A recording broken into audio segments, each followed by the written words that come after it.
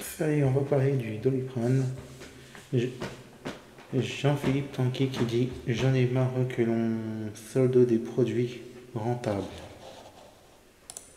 On va mettre la vidéo et après on va mettre l'article. Tac.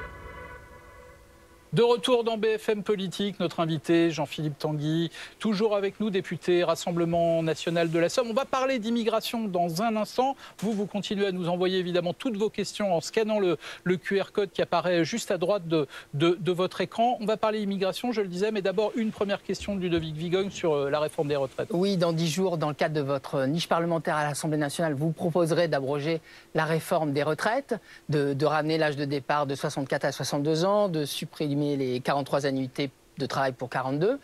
Ça coûterait très cher, 15 milliards d'euros. À ce sujet, Marie-Lise Léon, la patronne de la CFDT, voit une escroquerie dans votre initiative, une proposition irresponsable. Comment vous pouvez financer une telle mesure, 15 milliards, je le disais, c'est en baissant les pensions ? Non, pas du tout. C'est déjà, dans ces 15 milliards, il y a des fausses économies. Vous savez, quand vous faites travailler des gens qui ont des vies difficiles, ces coûts, on l'a vu avec la réforme Fillon, sont transférés sur, malheureusement, l'invalidité, les handicaps, les maladies chroniques, le chômage de nos aînés. Donc, il y a des fausses économies. Et ensuite, il faut, sur la réforme des retraites, c'est des réformes sur 10, 20, 30 ans.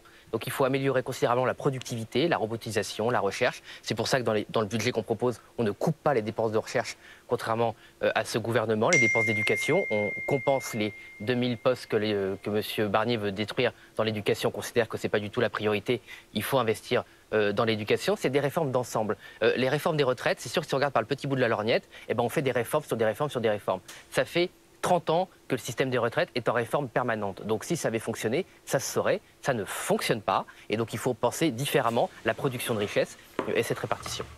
On va parler d'immigration. Je le disais, Bruno Retailleau a proposé de reprendre dans un nouveau projet de loi toutes les mesures qui avaient été, vous vous souvenez, retoquées par le Conseil constitutionnel. Alors, le durcissement du regroupement familial, le durcissement des conditions d'accueil pour les étudiants, le rétablissement du délai de séjour. La liste est très très longue. Bruno Retailleau, il parle exactement comme vous, finalement. C'est un peu le porte-parole du Rassemblement national au sein du gouvernement, non? Mais écoutez, tant mieux. S'il parle, mais sur le dessous qu'il fait, je serais ravi. Moi, je ne suis pas pour la politique du pire. Donc si des bonnes mesures, qu'on avait soutenues d'ailleurs, quand c'était Mme Borne qui les proposait avec M. Darmanin, sont appliquées, eh bien, tant mieux. Encore faudra-t-il que le Conseil constitutionnel valide leur conformité à l'état de droit, en l'occurrence. Oui, vous avez raison. Et ce qui m'inquiète dans l'interview de M. Barnier ce matin, c'est qu'il refuse de faire un référendum, si c'était nécessaire, pour modifier la Constitution, pour mettre en accord notre Constitution et ce que veulent les Français, très majoritairement dans tous les sondages. Vous êtes en train de dire que toutes les mesures que je viens de citer, elles sont anticonstitutionnelles sur le fond? Je viens de dire qu'il y avait un risque qu'elles le soient. On l'a toujours dit, puisque Marine Le Pen, en 2022, avait proposé un référendum sur ce sujet. Et M. Barnier aussi, d'ailleurs, quand il était candidat à la primaire des Républicains. Donc je ne vois pas pourquoi il refuse, par principe, ce référendum. En tant que Premier ministre, il peut largement susciter ce référendum s'il le souhaitait. Mais en même temps, Michel Barnier et Bruno Retailleau, ils veulent durcir les conditions de régularisation. Alors qu'en fait, la meilleure intégration, finalement, Jean-Philippe Tanguy, est-ce que ce n'est pas le travail? Et on a besoin de cette immigration économique. J'interviewais lundi Carlos Tavares, le patron de Stellantis. Il disait, moi, c'est simple, dans mes usines, j'ai 58 nationalités. Donc, on a besoin de cette immigration économique. Non, je ne doute pas que M. Tavares ait besoin de filières d'immigration légales, mais surtout illégales. BTP ou oui, non, mais pour mettre les salaires à la baisse et pour ne pas payer comme il se doit les travailleurs. On connaît la chanson. Donc, l'avis de ce genre de personnalité sur le coût du travail, je m'en méfie. Mais l'assimilation par le travail pour les personnes qui rentrent de manière régulière et légale dans notre pays, oui, 1000 fois oui. Par contre, l'assimilation de personnes qui sont rentrées de manière illégale, ce n'est pas possible. Il faut que la loi ait un sens. Donc même s'il y a des personnes sans doute de bonne foi et qui veulent bien faire, qui sont de manière clandestine sur notre territoire, il faut appliquer la loi. Si on ne fait pas de différence entre les immigrés... Donc vous faites quoi? Vous les renvoyez? Vous faites quoi? Comment? Mais il faut renvoyer systématiquement. Et vous en faites venir d'autres? ou les mêmes et vous faites revenir? Je pense qu'avec les 5 millions de chômeurs qu'il y a en France, y compris beaucoup de personnes immigrées au chômage, le taux de chômage des immigrés est entre 25% et 100% double des nationaux. Je pense que déjà, il y a beaucoup de gens qu'on pourrait mettre au travail en les formant ou en favorisant leur accès au travail. Mais s'il n'y a pas de différence entre un immigré qui a respecté la loi de la France, qui a un visa, et des immigrés qui sont rentrés clandestinement sur notre territoire, on ne s'en sortira pas. Il faut que la loi ait un sens. C'est d'ailleurs pour ça qu'il faut rétablir le délit de séjour clandestin, le délit de séjour irrégulier. Mais c'est le fait de rentrer sur un territoire et d'y rester contre la loi, ça doit être sanctionné, sinon plus rien n'a de sens. Mais est-ce que c'est vraiment raisonnable de mettre à nouveau une loi immigration en chantier? La précédente, la loi Darmanin, n'a que 10 mois. 20 décrets sur les 30 qui doivent sortir ne le sont pas encore. On ne connaît pas son efficacité. Est-ce que tout ça, c'est vraiment raisonnable? Oui, bon, la loi Darmanin, elle était quand même largement... Vous l'avez votée? Oui, on l'a votée, mais elle a été, on l'a dit, essentiellement censurée par le Conseil constitutionnel pour des questions de forme. Il n'y a pas besoin de beaucoup de discussions. On l'a déjà voté, les dispositions, donc on peut les remettre, on peut le faire en procédure accélérée. Tout ça n'est pas très compliqué, mais on peut aller aussi plus vite. C'est passer directement ces dispositions par référendum. Nous, on soutiendra si M. Barnier a ce courage. Les Français ont vraiment envie de s'exprimer par référendum. Bah, justement, il se trouve que Bruno Retailleau était sur la frontière franco-italienne avec Michel Barnier, avec le Premier ministre. Et d'ailleurs, Bruno Retailleau a dit l'expérience Meloni en Italie nous inspire sur certains points. Du coup, on a pensé à cette idée d'ouvrir des centres d'accueil pour migrants dans des pays tiers, en l'occurrence en Albanie. Et puis visiblement, c'est pas ça. Le Premier ministre a freiné un peu les ardeurs de Bruno Retailleau. Vous y êtes favorable ou pas? Éloigner des étrangers dans un pays tiers qui n'est pas le leur, donc, est-ce que vous êtes pour cette mesure? Ça peut être une solution, si ça fonctionne, on peut regarder. Bon, ce n'était pas la mesure prioritaire du programme du Rassemblement national. Nous, on voulait surtout que les demandes soient faites dans les consulats et ambassades français avant de venir. Parce qu'une fois que les personnes sont présentes sur le territoire, il est beaucoup plus difficile, évidemment, de les renvoyer si elles n'ont pas à y rester. Parce qu'il se trouve, Jean-Philippe, un de nos téléspectateurs qui nous écrit à l'instant, il dit « Mais on les renvoie même contre la volonté de ces personnes, même s'ils ne sont pas d'accord pour aller dans le pays où on les dirige ?» Non, mais la France n'est pas un centre de vacances. On n'y rentre pas parce qu'on a envie d'y venir. Voilà. Oui, mais vous ne répondez pas à ma question. Est-ce qu'on peut renvoyer des gens dans un pays où ils ne veulent pas aller? C'est la France qui décide qui peut être présent sur son territoire ou non. Ce n'est pas les personnes qui décident. Si ces personnes sont dans des situations d'extrême urgence, évidemment, on peut les accueillir, les recueillir, les soigner. On n'est pas inhumain. Mais après, c'est la France qui décide où elle réside. La France, une fois plus, n'a pas à être ouvert aux 4 vents. D'ailleurs, aucun autre pays, en dehors des pays européens, ne fonctionne de cette façon. Moi, j'ai travaillé au Japon. Je veux dire qu'au Japon, les frontières, elles sont contrôlées et que personne ne rentre. C'est pas tout à fait pareil. Oui, le Royaume-Uni aussi, c'est une île et puis tout le monde peut y rentrer. Et puis l'Europe, par rapport à l'Afrique, c'est aussi une île. Les distances côtières sont très aussi. Bruno Retailleau, il est allé plus loin que vous, d'une certaine manière, parce qu'on a appris cette semaine que lui, il voulait carrément envoyer les étrangers en situation régulière, c'est-à-dire sans titre de séjour ou déboutés du droit d'asile, dans des pays où ils sont déjà passés, où ils ont transité, séjourné. Alors, par exemple, des Afghans qui seraient en situation irrégulière ici iraient, par exemple, au Kazakhstan. Et du coup, on est en train de préparer des accords bilatéraux avec des pays comme le Rwanda, le Burundi, le Kazakhstan, l'Irak. Ça ne vous pose pas de problème que la France soit en situation de discuter avec des pays comme l'Irak ou le Kazakhstan pour régler ses propres problèmes migratoires? Bon, non, on discute bien avec le Kazakhstan quand on veut leur vendre du BTP ou des produits français. Donc il n'y a pas de honte à discuter avec le Kazakhstan, le Burundi ou l'Irak. Ce sont des pays comme les autres. Non, mais ce n'est pas la solution, comment dire, qu'on privilégie. On ne se l'interdit pas, parce que si ça fonctionne, il peut regarder. Moi, je préfère que ça passe par nos réseaux de consulats et d'ambassades. Il est vrai que j'ai naturellement plus confiance dans nos réseaux de diplomates et dans les professionnels français que dans certaines autorités de gouvernement qui ne sont pas forcément des démocraties. Voilà. En tout cas, il faut trouver des solutions, parce que, et vous parlez des Afghans, un certain nombre de gouvernements européens maintenant expulsent les Afghans. On nous avait expliqué que ce n'était pas possible. On voit bien que c'est possible. Toujours lui, le ministre de l'Intérieur, Bruno Retailleau, fait feu de tout bois depuis ce meurtre atroce de la jeune Philippine à quelques pas d'ici. Dans ce drame, en fait, le problème, c'est quoi? Est-ce que c'est vraiment la non-exécution de l'OQTF ou alors, plus fondamentalement, l'absence de suivi de problèmes de délinquance sexuelle? Malheureusement, en l'occurrence, il semble que ce soit les deux.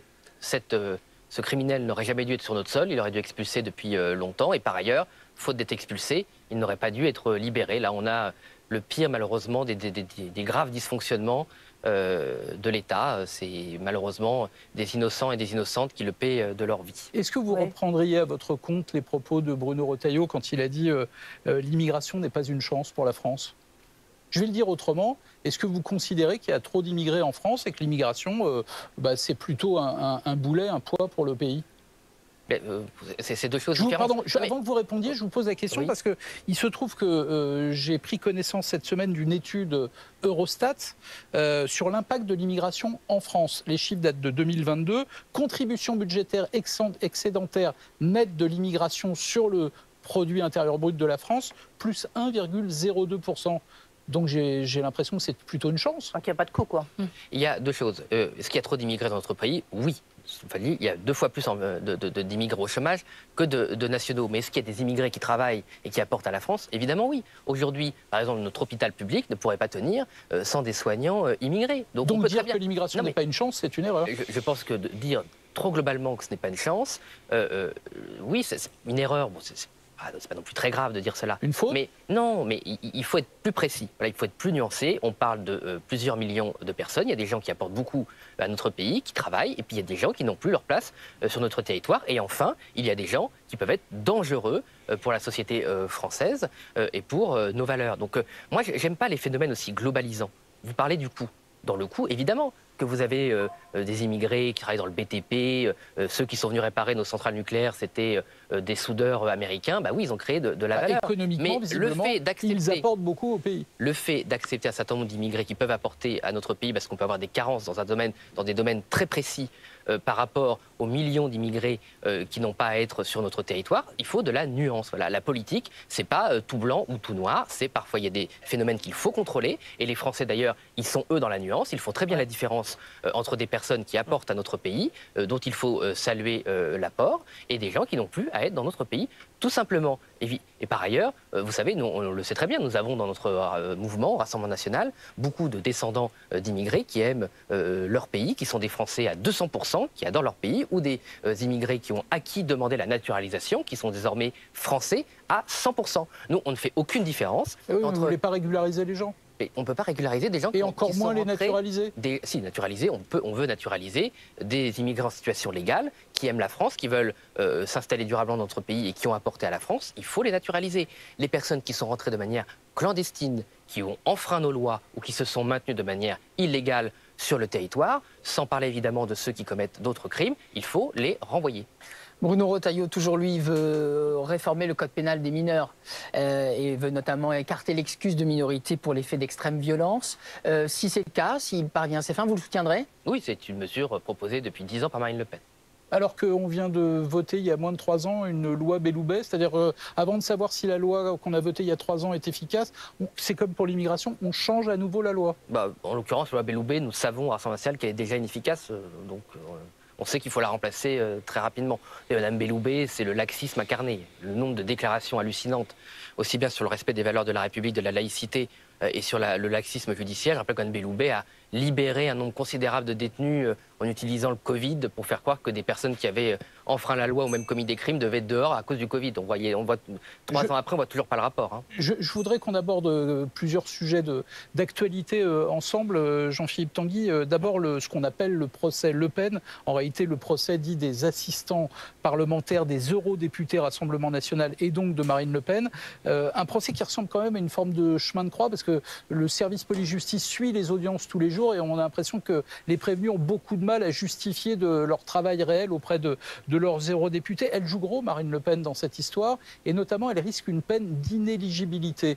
Est-ce que vous avez envisagé ce scénario que Marine Le Pen puisse être empêchée pour l'élection présidentielle de 2027 ? Non, pas du tout, puisqu'elle est innocente. Donc, quand vous êtes innocent, vous savez, les faits négatifs, c'est-à-dire s'ils vous accusent de quelque chose que vous n'avez pas fait... Elle est effectivement présumée innocente. C'est très dur de prouver votre innocence, donc c'est plus difficile, paradoxalement, aux innocents. Et ceux qui ont traversé des erreurs judiciaires en ont témoigné depuis plusieurs siècles dans un certain nombre d'ouvrages qui sont toujours très émouvants. Prouver son innocence est malheureusement toujours difficile quand on est innocent. Mais Marine Le Pen est très courageuse. Et j'ai quand même vu dans un certain nombre d'articles, notamment Le Monde, que le procès Le Pen, ça avait l'air de se transformer en procès Schulz. C'est-à-dire le responsable du Parlement européen qui nous a accusés de choses fausses, puisque... C'est la ligne de défense de Marine Le Pen. Absolument, sauf que le procès, cette semaine, a reconnu des faux en écriture du Parlement européen. Donc en fait, ceux qui nous ont accusés, c'est eux qui ont produit de faux documents. J'invite ceux qui nous regardent et que ça intéresse à aller voir cet article du Monde, qui n'est pas un journal qui, soutient l'Assemblée nationale, c'est moins qu'on puisse dire, qui est forcé à reconnaître que le Parlement européen a donc fourni des faux documents. Je pense qu'on est à un tournant de son procès et que Marine Le Pen et nos amis seront donc innocents. Jean-Philippe Tanguy, c'est un peu les questions en vrac, puisqu'on arrive au terme de cette émission. La question qui passionne la France et la classe politique, le dossier Doliprane. Donc Doliprane devrait être racheté par un fonds américain, en tous les cas c'est Opella, la structure au-dessus, et il y a une contre-proposition avec un autre fonds, PAI, qui est aussi soutenu par du fonds étranger. Est-ce que pour vous c'est un combat justifié, c'est un combat d'arrière-garde?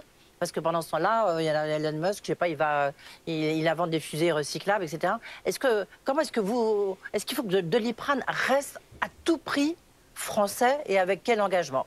Oui, moi je pense que la France peut mener plusieurs combats. On peut garder des produits rentables. Si des Américains mettent 20 milliards sur la table, c'est que ça doit rapporter de l'argent. Je ne pense pas qu'ils le fassent, que ce soit une bonne œuvre ou qu'ils le fassent par désintéressement. Donc on peut très bien... Il n'y a pas de Doliprane garder... Oui, il y a une centaine de molécules importantes. On peut très bien garder ces produits sous pavillon français.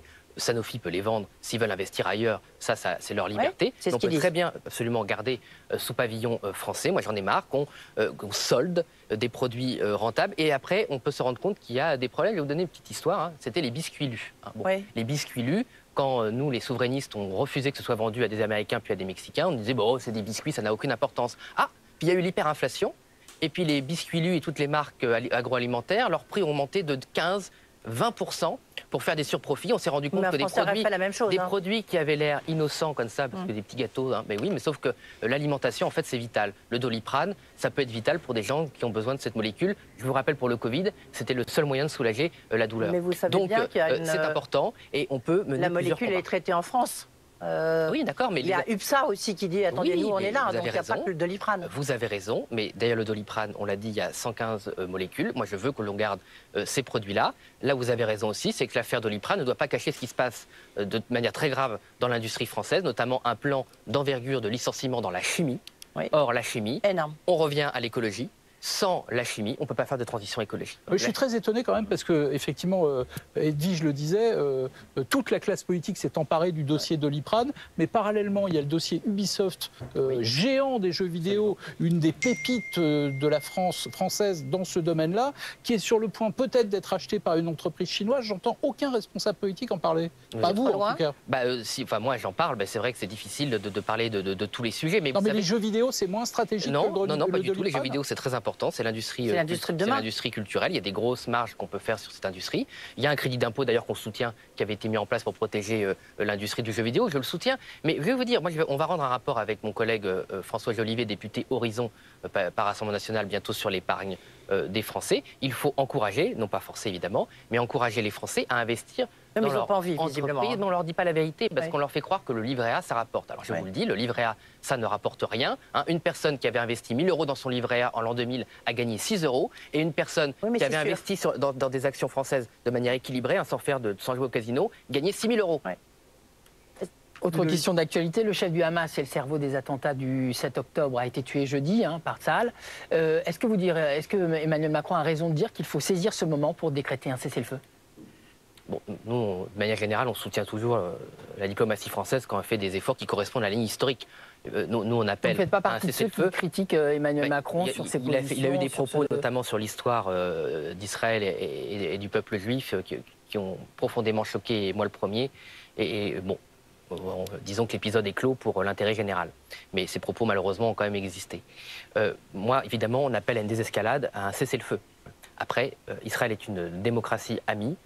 Ils essaient d'assurer leur sécurité. Mais nous, on a toujours appelé à un cessez-le-feu, à une désescalade. Mais vous savez, c'est quand même facile ici, sur ce plateau, de donner des leçons à un gouvernement qui est dans une situation de guerre. Dans 17 jours, c'est l'élection américaine. Vous êtes qui, Kamala Harris ou Donald Trump? Nous, on est pour que nos amis américains choisissent. Vous n'avez pas Oh de non. préférence? Vous n'avez pas d'avis? Ça m'étonne, mais bon. Bon, nous, on ne participe pas à la diabolisation ridicule de Donald Trump, qui de toute façon Ouais. n'a pas l'air de Non, mais correspondre. c'est pour ça que je vous pose la question Le de fait manière de ne neutre. pas tomber dans tous les panneaux d'un système qui consiste à raconter n'importe quoi sur les élections américaines, ou alors le peuple américain est devenu Non, mais complètement ça n'a fou. aucune conséquence, Bon, notamment mais- pour l'Europe et puis pour nous. Mais en fait, ils ont sur les conséquences paradoxalement sur l'Europe. En fait, M. Biden a repris les grandes lignes sur l'isolationnisme américain et sur la politique commerciale, avec le rétablissement d'un protectionnisme et le financement de la réindustrialisation américaine, avec l'Irak a déversé des dizaines de milliards d'euros sur l'industrie américaine. En fait, ils se sont inscrits dans la même tendance. La vérité, c'est qu'en fait, les Américains, comme les Allemands, ils chassent en meute. Et que les Français, malheureusement, on ne sait pas chasser qu'on aurait dû en faire la meute même chose. sur l'économie mondiale. Donc nous, on voudrait, effectivement, si, et je le souhaite, Marine Le Pen arrive au pouvoir, nous défendrons les intérêts économiques français au-delà des Et clivages. Trump, c'est bon pour la France ou pas? Je ne sais pas, on verra. C'est ni bon ni mauvais, a priori. Moi, je pense que c'est la même chose. Vous savez, quand Barack Obama, qui était présenté comme quelqu'un de très sympathique, était au pouvoir, c'est lui qui a saccagé Alstom, ou en tout cas qui a mis en place les conditions pour que Alstom soit saccagé. Donc il faut que les Françaises et les Français Il n'y a arrêtent pas de vraiment de croire rapport, hein, que mais parce bon. que... Il n'y a pas parce vraiment de que- rapport. Ouais. Mais si, c'est-à-dire qu'ils savent défendre leurs intérêts. Voilà, ils savent trouver les intérêts des Américains. Donc il faut arrêter de croire que parce qu'il y en a un qui est plus sympathique que l'autre, la France va être défendue. Il n'y a que la France pour défendre la France. Compter sur les autres, c'est une attitude de naïf. Jean-Philippe Tanguy, juste une dernière question. Le 9 novembre, je pense que vous le savez, Jordan Bardella sort un livre Oui. aux éditions Fayard intitulé « Ce que je cherche ». Vous le connaissez bien, c'est le patron de votre parti. Oui. Il cherche quoi?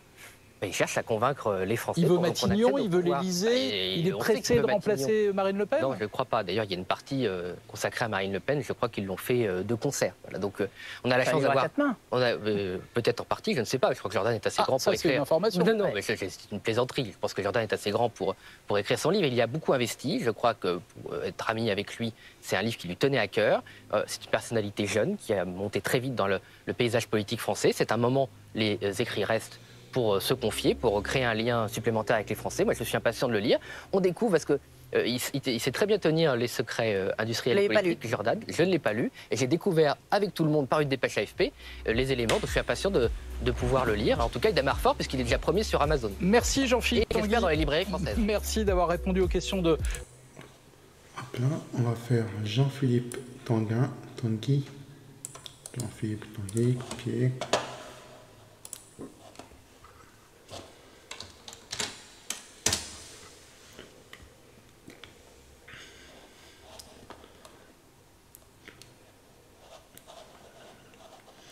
Jean-Philippe Tanguy, né le 25 mars 1986 à Boulogne-sur-Mer, Pas-de-Calais.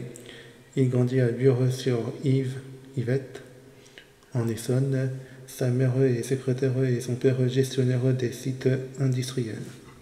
D'accord. On va faire actualité.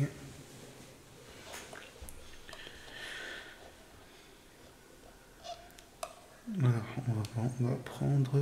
Voilà, nous verrons.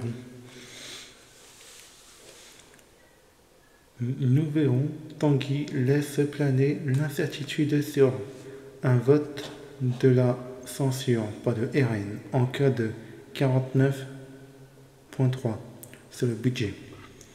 Sur le plateau de BFM que vous avez vu la vidéo, le député RN de la Somme et membre de la commission des finances a estimé ce dimanche 20 octobre que le recours à l'article 49.3 pour faire adopter le budget serait le signe que le gouvernement de Michel Barnier n'a pas majorité du tout. Hop. Jean-Philippe Tanguy ne veut pas se prononcer à la place de son groupe. Invité ce dimanche 20 octobre, c'était hier, sur BFM TV, le député Rassemblement national de la Somme n'a pas exclu ni affirmé que les députés RN voteraient une motion de censure en cas de recours à l'article 49.3 par le gouvernement de Michel Barnier pour faire adopter le budget 2025.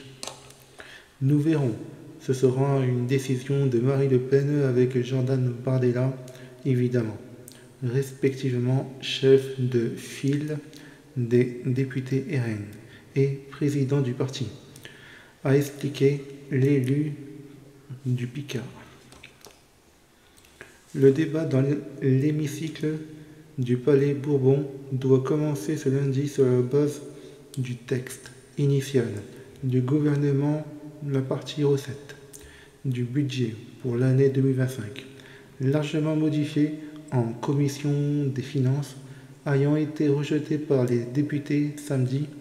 Dans une interview au JDD publiée samedi, le Premier ministre a déclaré vouloir laisser la discussion se dérouler à l'Assemblée sans non plus écart. L'hypothèse du recours à l'article 49.3 permettant d'adopter un texte sans vote. En cas de blocage parlementaire, retarder l'adoption du budget pourrait paralyser l'action publique, compromettre la gestion des finances de l'État et mettre en danger la crédibilité financière de la France, a justifié Michel Barnier. Un 49.3, une défiance totale envers le vote des Français. Dimanche sur France Info, le ministre du Budget et des Comptes publics, Laurent Saint-Martin, a pour sa part affirmé qu'il ne souhaite absolument pas recourir au 49.3 pour faire adopter le budget 2025. Un 49.3 serait une défiance totale envers le vote des Français aux dernières élections législatives et le signe que ce gouvernement n'a pas de majorité du tout. Estimé de son côté Jean-Philippe Tanguy. Seule certitude pour le moment dans les rangs du Rassemblement national, les députés RN ne voteront pas une éventuelle motion de rejet préalable présentée par la gauche. Marine Le Pen et Jordan Bardella l'ont décidé parce que c'est faire un cadeau à M. Barnier, a expliqué Jean-Philippe Tanguy. Pour l'élu de la Somme, c'est la spécialité de la gauche, c'est crier très fort et en fait faciliter les compromissions de M. Barnier ou de M. Macron. Eux seront très contents qu'il y ait une motion de rejet et qu'on ne discute pas. Dites-moi dans les commentaires si la vidéo et l'article ça passe. Mettez-moi des pouces. Abonnez-moi à ma chaîne YouTube, TikTok, Instagram.